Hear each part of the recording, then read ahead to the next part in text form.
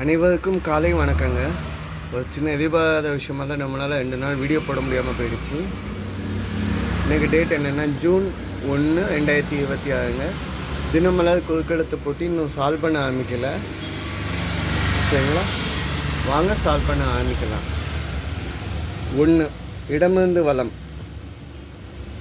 Dash புடவையாக காய்த்தது போல். இதுக்கு hint ஏதாவது வேணுங்க. ஆக்சுவலாக இது 4 எழுத்து வேர்டு. மேலேருந்து கீழே பார்ப்போம். 1, சீவப்படாத தலை. தலை சீவாமல் இருக்கிறத என்னன்னு சொல்லுவாங்க? தலையை விரிச்சு போட்டுட்டு இருக்காங்க, இல்லை பதட்ட மாதிரி அலையாதுன்னு சொல்லுவாங்க. 16 வயதிலே ரஜினிகாந்த்.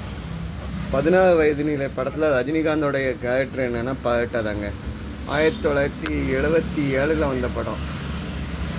ஸோ படம் பேர் பதட்டை. மேலேருந்து கீழே.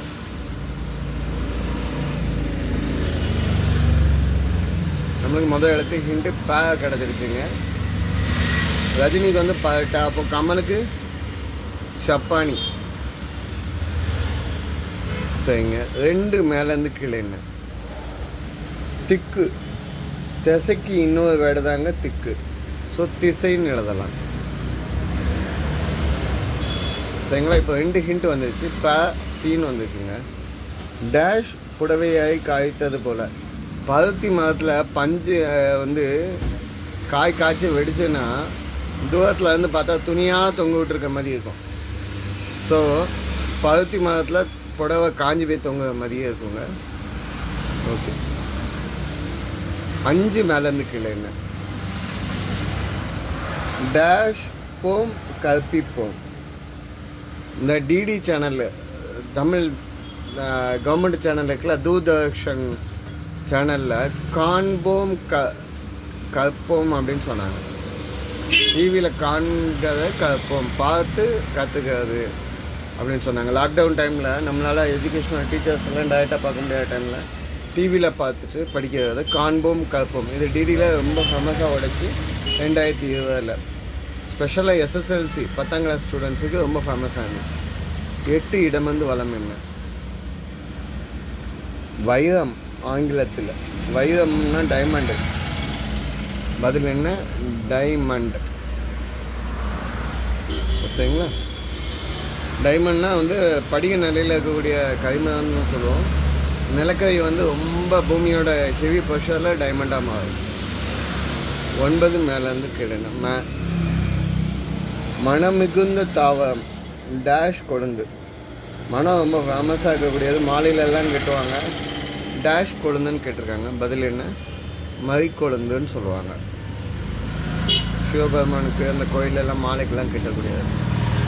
13 இடமிருந்து வலம். என்ன? டேஷ் அழுதில் சேர்ந்த திராவிட நல் திருநாடும் என்பது தமிழ்தாய் வாழ்த்தின் ஒரு வரி. தெக்கணமும் அதிசேர்ந்த திராவிட நல் திருநாடும். ஓகே, இதுக்கு முதல்ல நான் ஸ்டார்ட் பண்ணுறேன். நீங்கள் ஞாபகம் ரிமைண்டர் பண்ணிக்கோங்க. நீராடும் கடல் உடுத்த நிலமடந்தை கிளியில் இருக்கும். ஓகேங்களா, ஸ்கூல்லெல்லாம் படிச்சிருப்பீங்க. நம்மளுக்கு பதில் தெக்கணமும் அதிசேர்ந்த. தெக்கணமும் அதிசேர்ந்த. சரிங்களா. தென் தமிழகத்தை பார்த்திங்கன்னா அந்த பாரத மாதாவுடைய நெற்றி மதி இருக்குது அப்படின்னு சொல்கிறாங்க. ஸோ அதை தான் இந்த பாட்டில் சொல்லக்கூடியது. சரிங்க, கடைசியாக ஒரு கேள்விங்க. தமிழ்தாய் வாழ்த்தை எழுதுனது யாருன்னு கேட்டிங்கன்னா மனோன்மணியம் சுந்தரனார் பிள்ளை அவர்கள். சரிங்க. 13 மேலேருந்து கீழே. தேல ஆரம்பிச்சுக்குங்க. நோபல் பரிசு பெற்றவர் அன்னை டேஷ். நோபல் பரிசு பெற்றவர் அன்னை தேன்னு சொல்லிட்டாங்க. தெரசா. அன்னை தெரசா அம்மையார் பற்றி ரொம்ப ஃபேமஸாக சொல்லலாம். 1979 நம்ம கவர்மெண்ட் இந்த அவார்டை கொடுக்குதுங்க. அமைதிக்கான நோபல் பரிசு. இந்த முடியாத உள்ளவங்க, சீக்காக உள்ளவங்க, ஏழையாக உள்ளவங்க எல்லாத்தையும் ஒன்று போல் பார்த்து கஷ்டப்படுறவங்களுக்குலாம் ட்ரீட்மெண்ட் கொடுத்து என்ன சப்போர்ட் பண்ண முடியுமோ பண்ணவங்க தான் அன்னை தெரசா. அவங்கள பற்றி பேசுறதுக்கு நிறைய வேர்டு வேணும். வீடியோவே 10 நிமிஷத்துக்கு மேலே வேணும். 17 இடமிருந்து வலம். என்ன? ஏதாவது டேஷ் போக்கு சொல்லாமல் காரியத்தை முடி. ஏதாவது காரணம் சொல்லாமல் காரியத்தை முடின்னு சொல்லாங்க. இங்கே வந்து டேஷ் போக்குன்னு நாங்கள் சான்னு வந்துக்கனால சாக்கு போக்கு சொல்லாமல் ஏதாவது ரீசன் சொல்லாமல் விளைய முடி 14 மேலேருந்து கீழே என்ன டேஷ் இருமல் என்பது ஒரு தொற்று நோய். இருமலில் தொற்று நோய்னா காசு நோய் தாங்க, டிபி. ஆனால் இங்கே வந்து கேக்கு கூக்குங்க. கக்குவான் இருமல் அப்படின்னு சொல்லுவாங்க. கக்குவான் இருமல், வறட்டு இருமலில் கக்குவான் இருமல். நம்ம இருமல் வரையில் சளியிலேருந்து ஆரம்பிக்கும், 1 by 1 அந்த இருமல்லே ஸ்ப்ரெட் ஆகக்கூடியது கக்குவான் இருமல். ஓகே, 20 இடமிருந்து வளம் என்ன டேஷ் மீண்டும் வருக. தேட்டரில் எல்லாம் படம் முடிஞ்சோன்னா படம் நல்லா இருந்ததுன்னா நன்றி படம் பார்த்ததுக்கு மீண்டும் வருக.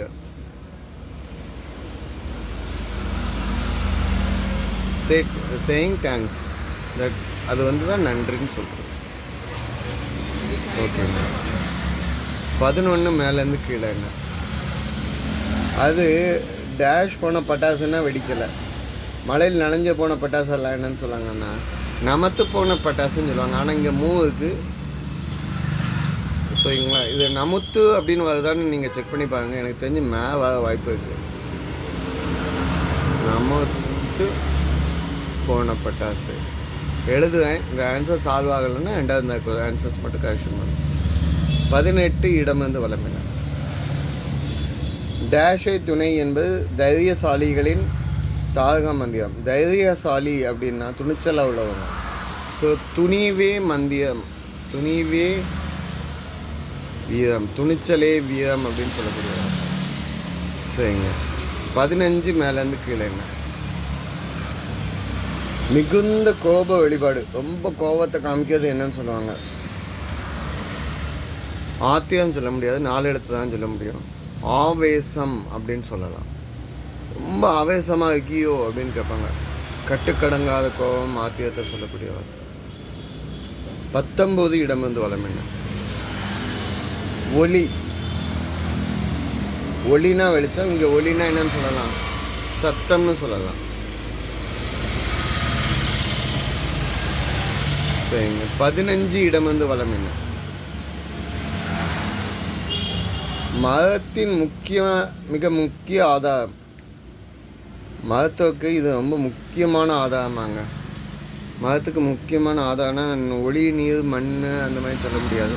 இங்கே வந்துக்கனால மதத்துக்கு முக்கியமான ஆதாரம் என்னதுன்னா ஆணிவேர், அதாவது தாய் வேர் அப்படின்னு சொல்லுவாங்க. இந்த வேரை வெட்டிட்டிங்கன்னா மதம் வளராது. ஓகேங்களா. ஆணிவேர் ட்ரூட்டுன்னு சொல்லுவோம் நம்ம. 16 மேலேருந்து கீழே அரசன். அரசர் வந்து மன்னன் சொல்லலாம். இங்கே 3 எழுத்து தவிர்க்கனால ஸோ வேந்தன் அப்படின்னு சொல்லலாம். வேந்தன் அப்படின்னா மன்னன். 7 மேலேருந்து கீழே பாருங்க, நீல முடிஞ்சிருக்குங்க. ஓலைகளில் எழுதிய போது இதுதான் பேனா. ஓலை பழையங்காலத்தில் பனை ஓலையில் எழுதுவாங்க, நோட்டு புக்கு கிடையாது. பனை ஓலையில் எதை வச்சு எழுதுவாங்க அப்படின்னு கேட்டால் எழுத்து ஆணின்னு சொல்லுவோம். எழுத்தாணி. எழுத்தாணியில் நிறைய வகையாக இருக்குங்க. அந்த எழுத்தாணியை வந்து முதல்ல வெங்கல, இரும்பு, வெள்ளி, தங்கத்தில் செஞ்சு வச்சுருப்பாங்க. அந்த எழுத்தாணி எத்தனை வகையாக உள்ளதுன்னு வேகமாக சொல்கிறேன்.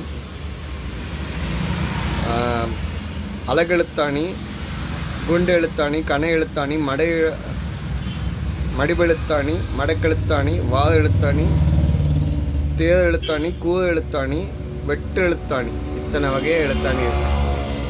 இத்தனை வகையாக பேனா நீங்கள் யூஸ் பண்ணுறீங்களா, அத்தனை வகையாக எழுத்தாணி இருக்குது. அது எதுக்கு யூஸ் பண்ணுவாங்க நாளைக்கு சொல்லுங்கள். 10 இடமிருந்து வளம் என்ன ஆஸ்கார் பரிசை பெற்ற போதும் எல்லா புகழும் இறைவனுக்கே என்றார் இசையமைப்பாளர் ஏஆர் ரகுமான். ஏஆர் ரகுமான் வந்து 2009 ஆஸ்காரோட வந்தாங்க.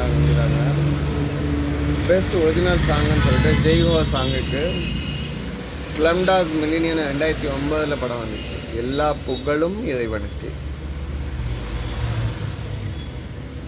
ஓகேங்க. 3 மேலேருந்து கீழே என்ன டேஷ் முறிவு வைத்தியத்துக்கு புகழ்பெற்ற ஊராக விளங்கியது புத்தூர். ஒழுங்காக சேட்டை பண்ணாமல் இருந்தால் இந்த கட்டு போட மாட்டாங்க, சரிங்களா? இல்லைன்னா இந்த கட்டை பிடிக்கவங்களே போட்டு விடுவாங்க. ஸோ எலும்பு முறிவுக்கு ஃபேமஸ் ஆனது கட்டு போடுறது புத்தூர். சரிங்க. 6 இடமந்து வளம் 2 இடத்து தான் இம்முல முடியும். சீனாவில் தொடருது டேஷ் ஆட்சி. சீனாவில் தொடர்கிறது கம்யூனிச ஆட்சி. கம்யூனிசம்னா ஆல் ஈக்குவல், எல்லாருமே சமம், ஏற்றத்தாழ்வு எதுவுமே இருக்காது அப்படின்னு சொல்கிறாங்க.